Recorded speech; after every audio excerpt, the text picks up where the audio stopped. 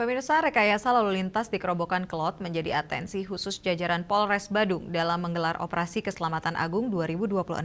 Langkah ini diambil guna menciptakan keamanan, keselamatan, ketertiban, dan kelancaran lalu lintas.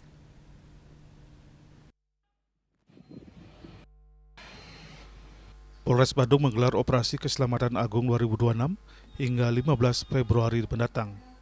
Operasi ini menitik beratkan pengamanan pada jalur rawan kecelakaan dan titik kemacetan, terutama di wilayah yang sedang mengalami rekayasa lalu lintas.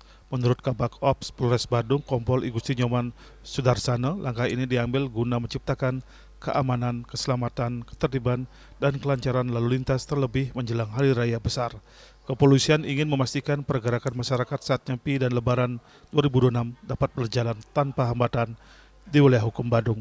Ditambahkan, pemetaan lokasi pengamanan mencakup jalur utama perbatasan Kabupaten Tabanan hingga Simpang Cempaka serta jalur Lukluk menuju Sempidi.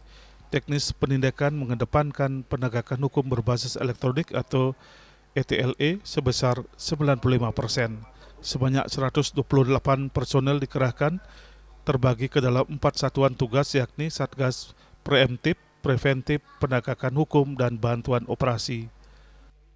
Kemudian adapun target operasi kami adalah tentunya Kamseltip Carlantas, berarti di jalan, di mana telah kita tentukan jalan-jalan yang memang rawan laka ataupun kecelakaan, kemudian rawan kemacetan, dan rawan terhadap kurangnya tertib berlalu lintas.